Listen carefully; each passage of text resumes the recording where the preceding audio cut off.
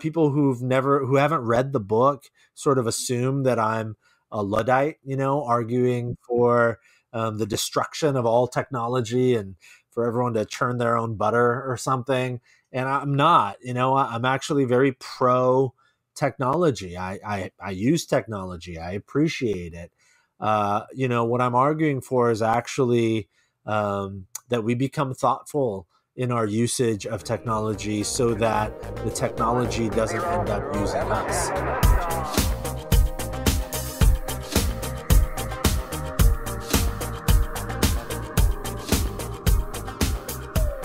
Hey guys, welcome to another episode of Filter. On this show, we recognize that the world can be a confusing place to live in.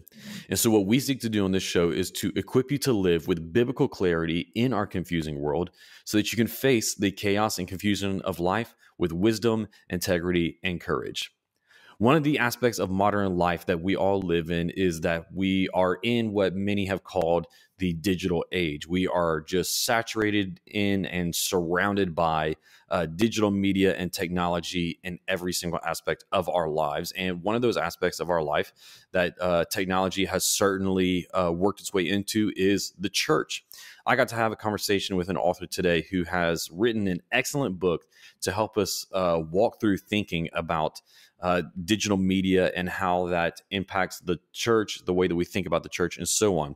His name is Jay Kim, and he has written an excellent book called Analog Church: Why We Need Real People, Places, and Things in the Digital Age. This book that Jay has written is somewhat of a resistance to what we've seen recently as many people have been embracing wholeheartedly the highly saturated technological aspect of our culture today, saying that online is the future of church, or that it can replace the embodied community, and so on. Me and Jay got to have a really, really interesting conversation. I enjoyed getting to talk with him. He was a really great guy, and had some great clear thoughts to help us think through these issues. Jay Kim serves as lead pastor for teaching at WestGate Church in the Silicon Valley of California. He's the author of Analog Church, and his written work has been featured in Christianity Today, the Gospel Coalition, Missio Alliance, Relevant, and Outreach. He lives in the Silicon Valley with his wife and 2 young kids. Before we get into this episode, let me encourage you, if you have not yet already, to subscribe to the show, whether you're watching on YouTube, listening on Apple Podcasts, Spotify, or wherever else. Whenever you subscribe, it helps you to make sure you get all future content automatically in your inbox so that you don't miss out on anything that we're doing. Also, if you would like this video, if you're watching on YouTube, leave a comment. If you're listening on podcasts, if you would leave us a rating and review, it really helps other people to discover this show and benefit from the resources and the biblical worldview that we are trying to offer. Well, without any other delay, let's jump into this conversation that I got to have with Jay Kim. Jay, welcome to the podcast. Yeah, thanks, Aaron. Happy to be on with you. Well, like I was telling you before, I've been looking forward to getting to talk to you. I've been following your book and following you for a while now, ever since I came across it, being someone who is always interested in how technology and the digital life is impacting us as people, communities, churches, and believers. It immediately hooked me, grabbed my attention. So I've been looking forward to this. I'm excited we're getting to talk today. Before we talk about the book, just tell us a little bit more about yourself, what you do, and your background. Yeah, sure. Thanks for asking. My name's Jay. I'm married to my best friend, Jenny. Got 2 little kids, 6 and 3. So we're like right in the throes of, young parenting and all of that. And then I'm a pastor at a church called WestGate Church. Right in the heart of Silicon Valley, the tech mecca of the world. And I've been in local church ministry for almost 20 years now, and worked with teenagers, students, and college students, and then eventually was a part of a church plant and hopped around a little bit, and here I am. So there you go. Nothing overly exciting. Cool. Yeah. But I do think that your context and background is interesting because so if I got this right, you're born and raised in Silicon Valley, live there now, Is that right? I wasn't born here, but I was raised here. Yeah, I moved here like before I can remember. I was really, really young Got you. and never left. Yeah, so I've lived here for like, almost, I don't know, 30 something years, like 36 years or something like that. I've, Okay. I've been in the Silicon Valley. Yep. Okay. Yeah. So you spend the majority of your life there. You're living there now, and you wrote a book called Analog Church, which is which is what we're talking about today, which is which is a somewhat of a resistance against the over encroachment or over involvement or over influence of technology in our life. And you write that as somebody living in, as you called it, what did you say, the tech mecca?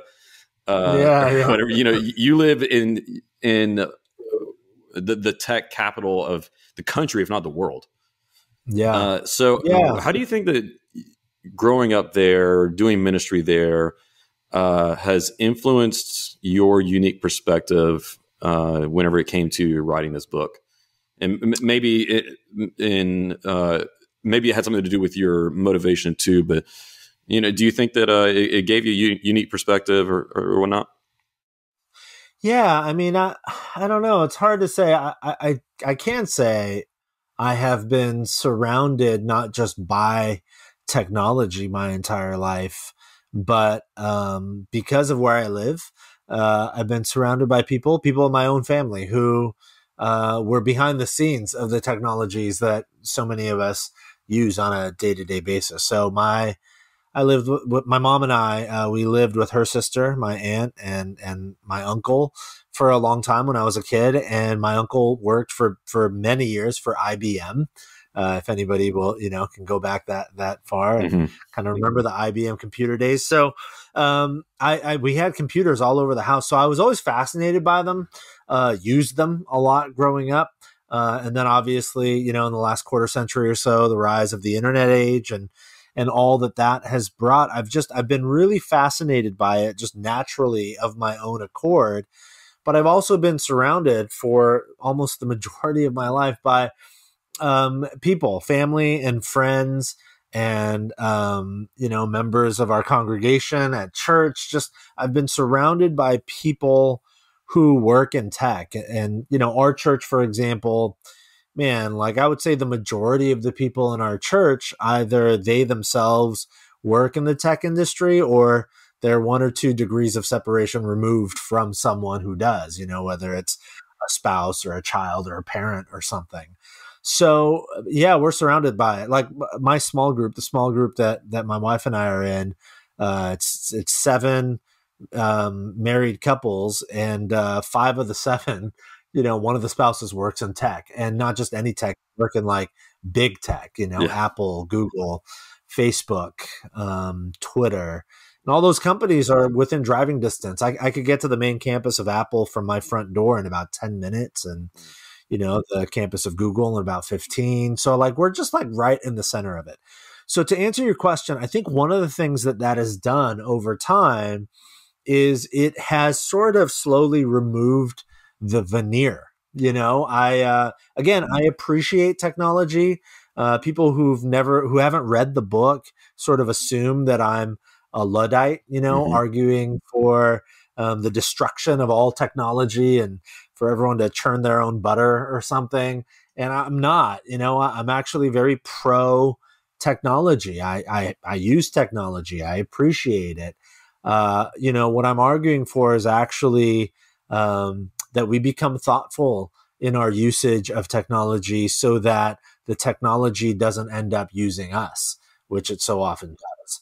And I think I got to that place and began asking those questions just because I'm surrounded by people who make the stuff that we use and that often eventually ends up using us. And because of my fascination with it, I'm just very curious. So I asked a lot of questions, still do ask a lot of questions about why things get designed the way they get designed. What's the thinking behind it? How do these companies monetize, all of these apps that are free? And I'm using air quotes, Yeah. like it's a free app. And Tristan Harris, who is a big name in kind of the ethics of technology conversation, he says that nothing is free. So if you think an app is free, It, like it's not free. You just are the product. That's all. That's all Mm-hmm. it means. You think it's free because you're the thing being sold. Mm-hmm. So I've just been really fascinated by it for a long time, and that kind of led to me asking questions about the intersection between digital technology in particular and our ecclesiology. Being a pastor who has this fascination, that was kind of a natural intersection, and thought about it, pondered it, and talked about it with many friends over several years, and eventually it turned into a book. So Yeah. Yeah. And once again, the book is called Analog Church: Why We Need Real People, Places, and Things in the Digital Age. So there's this contrast being drawn between digital and analog, just for people who are, who were born after 2000. Can you explain what those words mean? Yeah, sure. I mean, I think everybody knows digital, Uh-huh. the sort of ones and zeros, the code that all the stuff. We know digital. By analog, analog the word has some elasticity of meaning, but I'm just using the word in what I think is the most basic um, sort of foundational way possible. By analog, I just mean physical, tactile, embodied. The theological word for it would be incarnational, sort of in the flesh.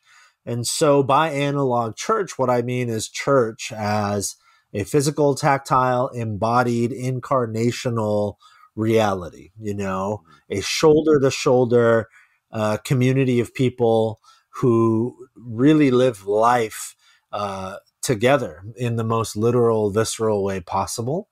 So that's the juxtaposition I'm trying to offer people between digital, which is by its nature a disembodied, at least in its pure sense, a disembodied reality, versus analog, which is embodied and tactile and physical, and again, incarnational. Yeah.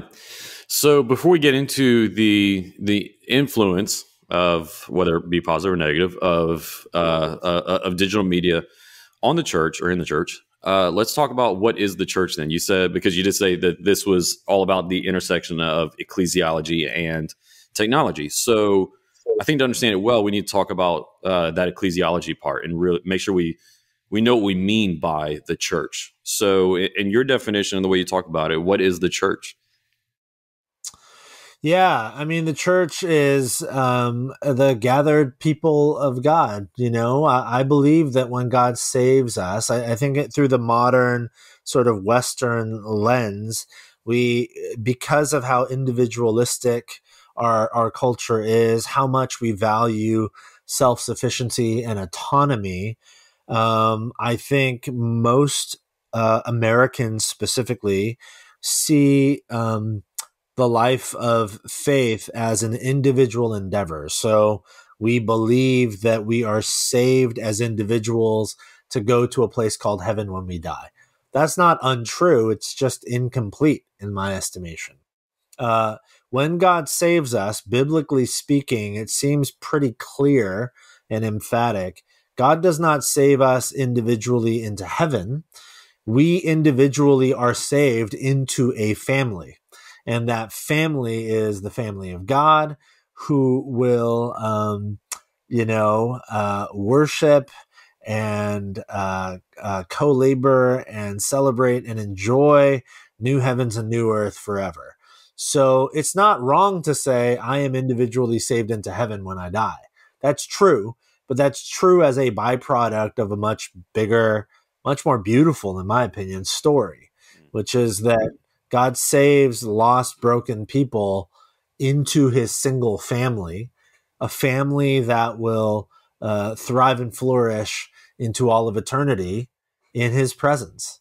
So the church is, it's a signpost of that reality. I think that the church is sort of a present contemporary at her finest. The church is a present contemporary sort of gathering of people who embody and act as a signpost of that reality, that God has a family, and that family is going to enjoy and celebrate and flourish in eternity forever with Him. Um, So there you go. That's kind of That's good. yeah. That's good. And I think the key word that you use several times there is gathered, Yeah. embodied. And so your Yeah. argument is that whenever we take out the gathered, embodied part of it, we lose something essential about what it means to be the church. Yeah.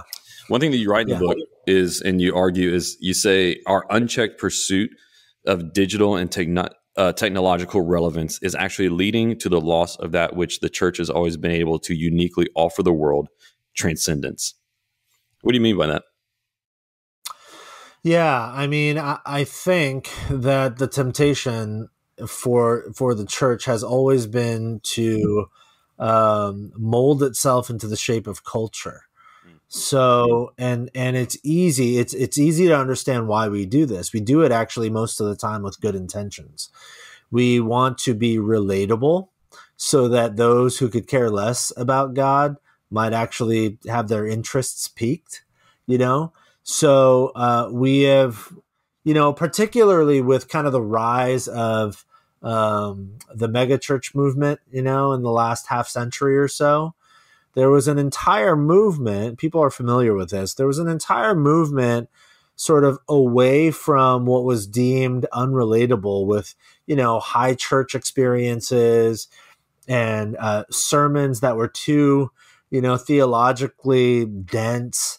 And there's good arguments for all those things. So we started to see people that I actually quite respect and admire, show up and preach in jeans and sandals and Hawaiian t-shirts. And we were like, man, that's the future, like how refreshing. There's a pastor who is not wearing a suit and a tie, and his church doesn't feel stuffy. And I'm not pinpointing just one church here. I'm just saying the movement was kind of identified this way, and like their church name isn't some weird it's not like First Presbyterian Church of San Clemente. It's, whatever church, the Rock Church or Saddleback or whatever, Mosaic, like all these cool names that people are like, wow, it's not like goofy words that no one understands. It's just super relatable. And the music is hyper relatable, and it looks and sounds just like the concert I went to on Friday night, and here I am on Sunday, and I can totally relate because I just went to a show just like this 2 days ago. And so, and it wasn't just mega churches, although that the movement sort of defined this whole pursuit of relevance, but churches of all sizes have sort of, dove in like head first into this kind of like pursuit of relevance. Again, that's not bad in and of itself. I think it's offered us some real gifts, some real gifts to our ecclesiology. And certainly the gospel needs to be relatable to people. Mm-hmm. If the gospel is just kind of like this strange, unrelatable, sort of like hard to understand thing that exists in, the academic stratosphere where everyday people can't quite like grasp what you're talking about, then that's ineffective and poor stewardship for sure. But I think our pursuit of relevance has sort of gone extreme. We are trying to get our churches, many of us are trying to get our churches to look, sound, and feel so very much like culture at large that culture at large is just swallowing us up. Like if we just look, sound, and feel like everything else that everyone experiences Monday to Saturday or whatever, then we're competing at a level that will lose every time. Mm-hmm. Like the church will never be as funny, nor as entertaining, nor as glitzy or glamorous as what culture has to offer. We'll never be able to compete on that level. And the reason is the church is not intended to compete on that level. Mm-hmm. The church at its finest, at her finest, over the course of 2,000 years of church history, you see this time and time again throughout church history. The church is most effective when she zigs as the rest of culture zags, and when she zags as the rest of culture zigs. It's those moments when the church leans into, and this is why I use the word transcendence, it's those moments when the church leans into the gift we have to offer the world that nothing else in the world can offer, which is the resurrected Christ who rules as king and who by his Spirit resides in us and amongst us. And that is a great mystery, and it's supposed to be a great mystery. And if our sort of pursuit of relevance is getting in the way of that, of offering the resurrected Christ and his beautiful story to the world in a way that's pure and simple and yet compelling and beautiful and nuanced, then we're going backwards. Mhm. Relevance is not going to get us there. Transcendence, offering people an opportunity to experience something, a reality that they cannot find anywhere else. That, I think, that is not only the way into the future, but that has always been true of the church. That's always been when the church has been most effective. So there's a lot to say there, obviously, but there you go. Just kind Yeah, of wrap. yeah, no, that's so good. That's so good. I can't help but think as you're talking, especially in this in that section there, I can't help but think of Neil Postman Yeah. and amusing ourselves to death. Yes. And I didn't check your footnotes. I'm sure that you've read Postman and Yeah. you've read Yeah. the book. Yeah, I think I quoted Postman a couple times in the yeah. book. Yeah. But his chapter towards the end of the book on specifically the church's embracing of digital communications media has just essentially turned what's supposed to be, and he doesn't use all these terms, but what's supposed to be like the gospel message into just entertainment. Yeah. And I That's right. think that like you were saying before, how so many churches and Christian leaders today are chasing after relevance, relevance, relevance. And I think really often, if we're being honest, what they're really just chasing after is entertainment. Yeah.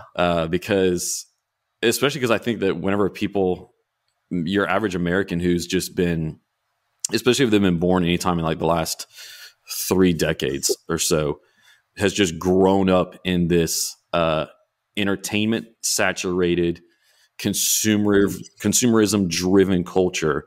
And so we've been taught and conditioned that, those things which are relevant to my life are those things which I can purchase, right? Like they're a commodity to me, like, or they're entertaining to me. And so often, like in the American frame of mind, relevance and entertainment are the same thing. And so very often I think, whenever we pursue too much relevance, what we're really just doing is we're trying to make the church more entertaining. And I think that's a futile endeavor, just like you were saying. Yeah. So, so much good stuff there. But let's just go ahead and keep leaning into that theme and talking about,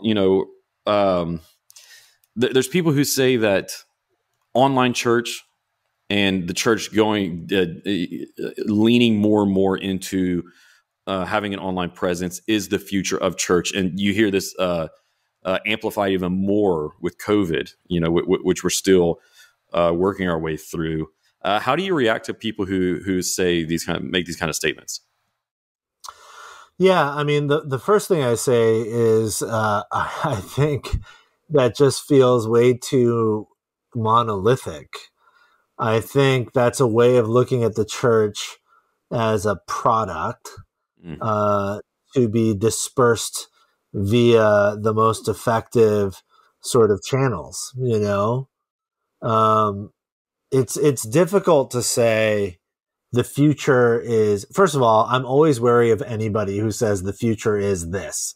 I'm just always like, Good rule of how do thumb. you? Yeah, like Yeah. what? How do you know? Yeah. Yeah. Like, I mean, I understand prognostications and projections and all that's important, but especially with the church, I just think there's too many people saying the future of the church is, and then filling in the blank with whatever.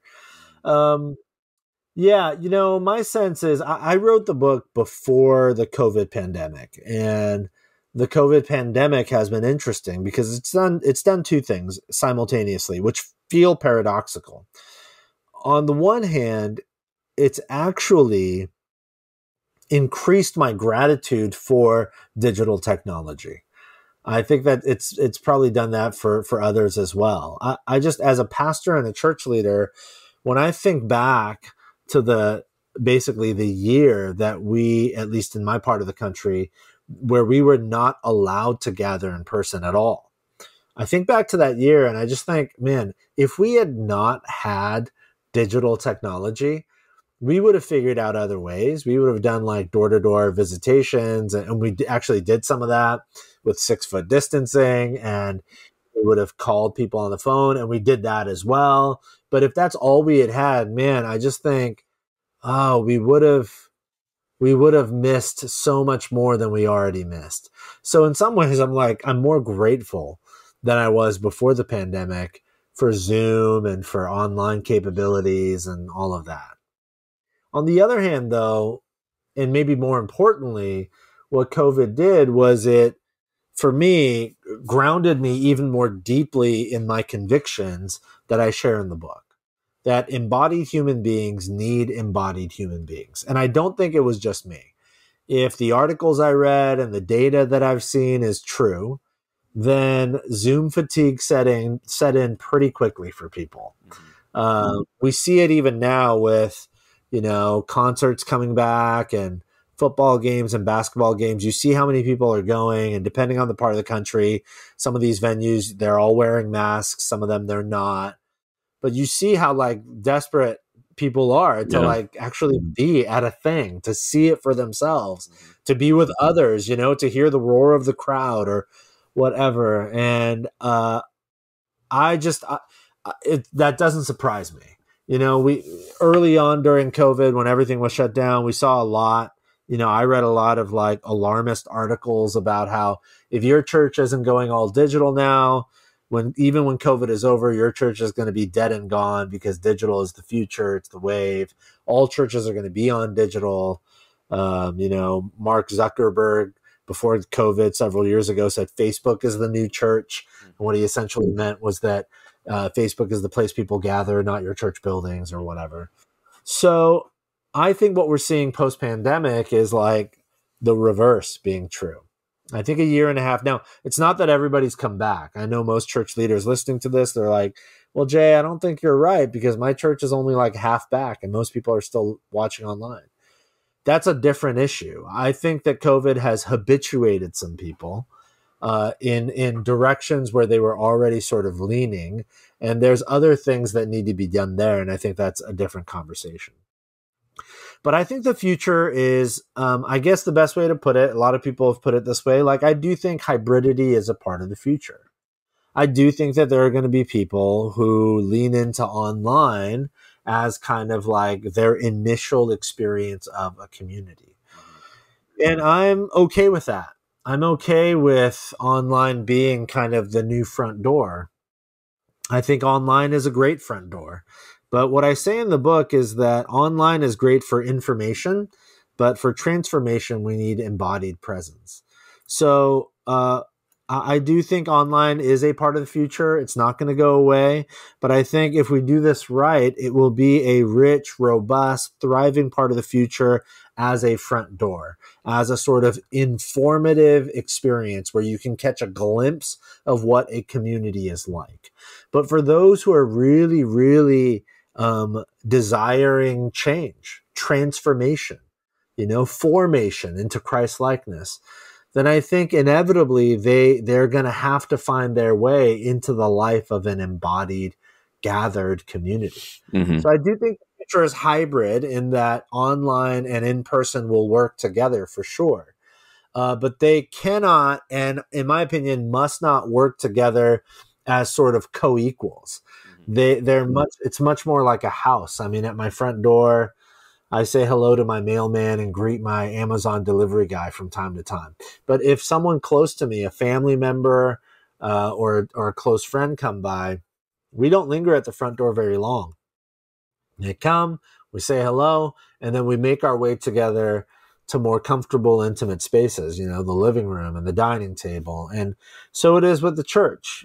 Everyone, you don't know us, I don't know you, come linger at the front door. It's safe and there's enough distance. You're not actually in my house. I'd like you in my house, but who knows? Maybe I'm a creeper. Why would you want to walk in my house? So take your time. That's perfectly okay. But the goal is that eventually we become friends and then eventually we become family. Mm-hmm. And we begin to spend time with one another. And again, more connective, intimate spaces.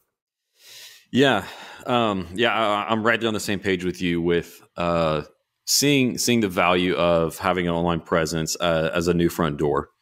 I'm definitely on the same page with you there and agree. And how, we eventually have to move past that front door. Right. Like you said, though, on the other hand, it seems as though, there's a lot of people who have become like just wanting to wholly embrace it, whether it's church leaders, which, I think, kind of taking a step back, I think that's that's why I wanted to start by just saying, what is the church? Because I think that, and I'm not bashing anybody, but I think church leaders who have been saying we just need to fully, wholly embrace this, create whole new departments and pastors of the online experience and all these things. I think it just kind of reveals how, and especially how quick they were to embrace it, that they had a very different understanding of what the church is all about pre-pandemic. That if you think that the church can just hop onto online or be an alternate to in person, and that's an absolutely fine long-term option, then I think that what that shows is that to begin with, you saw the church as just a primary like content creation vehicle.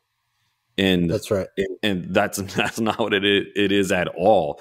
We do that as a part, but to serve the purposes like you were talking about earlier. But anyway, and then to go back to more on the church member side of it, people who maybe have been much more who dove into it easy and have been much more hesitant to go back to in person, for whatever reasons. Do you think that our just broadly as a culture, do you think that we would have been as quick to embrace online church, and then especially as slow to let go of it, if it wouldn't have been for the existence of social media? Like, let's say, and I know this is a weird hypothetical, that all of the like live stream delivery channels still existed, but in some other format that was not a social media format that promised you the ability to connect with others. Yeah. But because we had this pandemic, 15 years after already living in this ecosystem with these apps and whatnot that promise you constant, and they say true connection with other people, do you think that we would have been as quick to embrace church and then especially as slow to come back to it? Yeah. So in other words, what do you think has been the effect of social media on us over this past year and a half? Yeah. What a great question. There's a lot there. I think it's undeniable that social media has formed us as a society and as individuals, for sure, on a number of levels. A couple of them being, one, the way we consume content it's dramatically changed because of social media. And two, the way we think about celebrity has dramatically changed. And actually the definition of celebrity has dramatically changed. And both of those things have affected the church on a number of levels. So getting to your question, would we have been as quick to embrace kind of the emergency protocol of COVID, which was everything streaming online? I don't really have an answer to that. I don't know how quickly or not as quickly we would or would not have embraced that reality had COVID kind of shut us down in a pre-social media world. I'm not quite sure. I don't know. But what I can say is, what I'm confident of, is that the way we engaged this era of online-only ecclesiology was deeply affected by social media. And what I mean by that is COVID was jarring, but consuming Christian content from the comfort of our own homes, while it was new, it was not jarring. Like, even physiologically, the way our bodies had to go about in like watching church was extremely familiar. We were just doing the same physical acts we do when we throw on a movie on Netflix or turn on Spotify, or YouTube or what. We're like literally just doing the same thing. That would not have been the case in a pre-social media world, or like Facebook or Instagram, like getting all the info and watching little clips, And then dangerously, because we think about celebrity differently, church shopping has always existed. It existed long before the social media age. It existed long before the internet. The concept of church shopping. But again, because the way we think about Christian celebrity has changed, I think even the way we think about what it means to belong to a church, to attend a church, now to watch a church, to be a part of a church, has dramatically shifted. We don't really think of church as a people to whom we belong. We think of it, per your point earlier, we think of it primarily, we wouldn't say it this way because it's far too crude, but like really, most people think of church as a purveyor of Christian goods and services or Christian content. Yeah. And so as we sort of acquiesce to that sort of marketplace mentality when it comes to church, one of the things I think that COVID did was it turned us all into church shoppers, like in the marketplace of Christian content.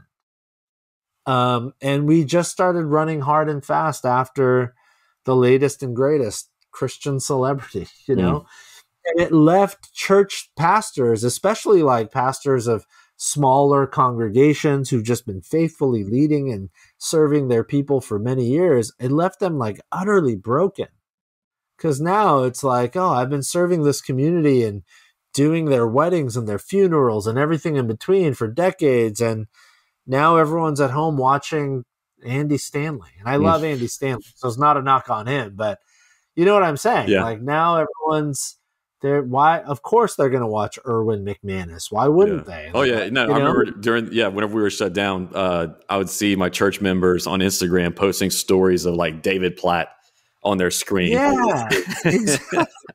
And I'm like, okay, guys. Yeah, and David Platt is awesome, and a really that's fine. But nothing is his message. But I wrote a message last week too.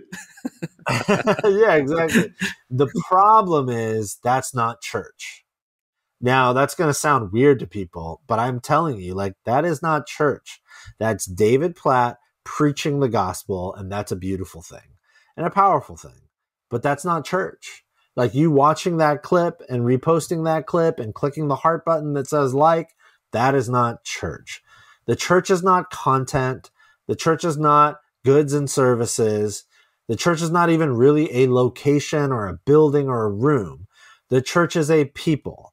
And what I mean by that is because some people hear me say that and they go, oh, see, I caught you. You said the church is not a building or a place. So why can't we do online church? Well, the reason I don't think online church gets at the heart of what the church is because, again, the church is a people, like an embodied people, a family. And, the example that makes the most sense to me is when I travel, I'm super grateful for digital technology. I'm super grateful. Like just this past week, I was out of town. So I was so grateful that I was able to FaceTime my wife and my kids, right? Now, I was 3 hours away from home. Why wouldn't I? And it was a beautiful part of the country, like this lakefront kind of cabin. It was beautiful, amazing. Well, I loved it up there. So why wouldn't I just say, you know what? I love it up here. I'm just going to live here. Like I got FaceTime. I could always just FaceTime my wife and kids. I'll just stay here. They live wherever they live. Like that sounds so ridiculous. Why? Because when it comes to family, it's like digital is really great. It's really helpful. But at its best, what it does is it makes me long for the real thing. Yeah. Like it makes me long to be with them, to hold them in my real arms. And so then people might say, well, like that's because that's your family, but we're just talking about the church, my local church. Well, it is undeniable that the biblical imagery of the church is family. Yeah. That we're brothers and sisters. And the New Testament writers mean that actually quite literally. And there's evidence of that in Paul's writings, especially, like how literally he means that. And so I think that's where the bar has to be set. The church is a family. It's people. It's real people who become a family, who long to be with one another and do life together as families do. Which is why, I don't think the future of the church is online. I think the online is going to be a helpful tool, but it is not our future. Yeah. Yeah, I agree completely. And I think that, yeah, I love it. I think that analogy is spot on. Like you said, that one of the, not just the family metaphor, but just every metaphor for the church and the New Testament is, so there's the family one. There is, oh gosh, now I can't think of the reference now, but but Paul talks about it. I'm not even sure it was Paul. We are being built like a house, right? Yeah. That's Ephesians 2. Yeah. That's the second. Yeah, that's the second part of it. Yeah, the second half of Ephesians 2. Yeah, he says that we're being built up like a house, right? Yeah. And so you can't have a house that is a real and stable structure being synthetically held together by virtual connections, or a body in chapter 4 of Ephesians. And once again, there, like what happens to a body if you start splitting off all the pieces? I think that all the metaphors of the church in the New Testament just support that point that you were making. Yeah, I think Ephesians 2, when Paul makes that metaphor, one of the things fascinating about it to me, he says you're not like strangers or foreigners anymore. And then he has this flow of thought in Paul's brilliance. He essentially says, like, you are citizens and you're a household or a family. Household is another word, essentially. Households acted as families. And then you become a temple. And that's what's really profound to me. Like, Paul's intentional about the flow. Like, what are citizens? Citizens are people who belong generally to a nation together.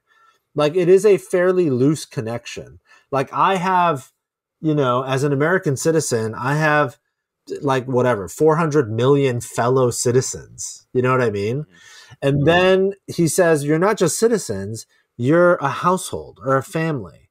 So in Roman households, there would have been, the actual nuclear family, and then secondary family, and then, household staff, essentially, stewards and servants, who would have all made up the household. So maybe there would have been like a dozen, in the household. So like millions to like a dozen in a household. And then he says, you're the temple. And what's really interesting is like not plural temples, like singular, one temple where heaven and earth collide, where God resides. And to me, it strikes me that flow is very intentional from Paul. He says you're citizens. That's like a lot of people who have a loose affiliation. Actually, you're a household. You become a household. So like a much closer, intimate affiliation. And then you're actually a temple, like one temple, like one temple building. Like at the time in the Jewish mind, when you said temple, you didn't think of like many temples. You just thought about one actual place where God resided, heaven and earth meets. Yeah. And I think that's the church. Like that's how high the bar has been set, right? We're not foreigners and strangers just consuming Christian content individually. We're actually citizens of one people, but we're more than that. We're like family. We're a household. And actually, we're more than that. As we live that way, we become one thing, like the one thing where God resides, heaven and earth collide. And I think for most Christians today, we stop at foreigners and strangers and dabble in citizenry. And we fail to become a family and thus fail to become the temple. And the digital age has done us no favors along those lines. Yeah, I agree. Whenever you were talking about how doing online church felt like, even physiologically and psychologically, it felt the exact same as sitting on to turn on a movie on Netflix. And and I remember whenever we were watching our own live streams from home, I remember that exact same feeling. And it's where you said that, I was like, oh yeah, you're right. I do. I remember that feeling. It was odd. And anyway, but whenever you were saying that, it made me think of the famous statement from Marshall McLuhan that everybody knows, but very few people understand. But whenever he said, the medium is the message. Yeah. So whenever we allow online church to be a substitute for the gathered embodiment, what is the message of that medium? What is it telling us and doing to us in the way that we think about what the church is? And I know that this is a big overlap with everything we've been talking about, but Yeah. I think there's still some more nuance to pull out of it through that lens. Yeah, yeah. Again, we've said this already, but the McLuhan, when you apply that McLuhan philosophy, which I think is true, that the medium is the message, then when you take the church and filter it through the medium of digital technology, online technology, the way to understand what McLuhan means there, and this is sort of just scratching the surface of what McLuhan's talking about. But one of the ways to think about it is, well, what else do I consume? What else do I use digital mediums for? Right? Like, what else do I use it for? And that is the messaging. That's what the church becomes to us when we experience the church solely through those mediums. So essentially, and again, this is rehashing something we've already talked about, when we relegate the church to online mediums only, the church essentially becomes content to consume. It becomes Christian goods and services. And a very easy way for me to explain why is to think about it this way. When you listen to national Christian leaders, many of whom I respect, talk about how digital is the future. And if your church is not going like total digital, full on putting all your resources into online stuff, then you're going to be left behind. What you will hear almost all the time is the example of Amazon and bookstores. I've heard it dozens of times on different podcasts. They will always tell you, look at what Amazon did to bookstores. Like, when's the last time you walked to a Barnes and Noble or a Borders Books or something, right? Amazon put bookstores away, and yet we're selling more books than we did in the heyday of the bookstore. Well, one, that data can be debated, but two, that would apply to the church if the church was in the business of selling books. But you will notice that you never, ever, ever hear church leaders who are proposing a majority digital approach to ecclesiology make the parallel between online church and hospitals or online church and schools. You will never hear them use those as a metaphor. Why? Because we don't relegate our education. I mean, education, yes, but in terms of like primary schooling, we don't relegate those experiences to online mediums. We prefer not to relegate, our hospital visits to online mediums. Like, I would much rather go. I don't like going to the hospital, but if I'm sick, I would much rather go so that my doctor can actually be face to face with me. Yeah. And like whatever, than like FaceTime with him. So, if you need surgery, what are you going to do? There is not a single app on the planet that could do that surgery for you. You have to go, and a skilled surgeon has to physically do the work, but you'll never hear people sort of make those parallels. And it's because it doesn't work. The metaphor breaks down, like that online church just doesn't do that. And yet I would argue that church is much more like a school or a hospital than it is like Amazon or Uber or DoorDash. It's not a purveyor of Christian content and goods and services. It's a school where we collectively learn to become more like Christ together, students of the way of Jesus. It's a hospital where the sick come to receive healing and wholeness. It's a family where we sit around the dining table and break bread and share our life together in intimate ways.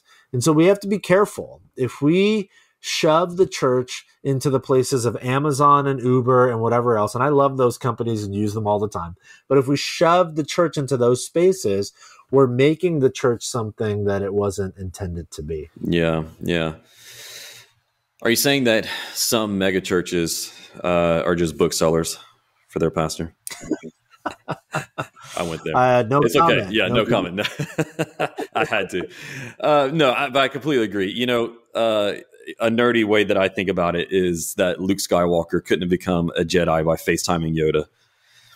Yeah, there you go. And that's a great way to put it. Yeah. And because I so often, whenever I think about what discipleship is, I think about the master and apprentice relationship. And so, yeah, man, we could just go on and on and on, but we're running out of time. So real quick before we go, I'll plug the book again, Analog Church, Why We Need Real People, Places, and Things in the Digital Age. I would highly recommend it. If you guys haven't already ordered it, just while you've been listening to us talk, go order it as soon as we finish here. But Jay, is there anything else you want to point our viewers and listeners to before we go? No, that was great. It's lovely talking to you, Aaron. I could talk for hours about some of this stuff. So yeah, thanks so much for having me on. It was a real joy. Yeah, well, thank you for joining us, man. I appreciate it. And once again, for those who are listening, I'll have the book and any other resources or whatnot that we might have mentioned linked in the show notes, so you guys can go find that and buy Jay's book and check out anything else. So, Jay, thanks for joining us on the podcast today. Yeah, thanks so much, Aaron.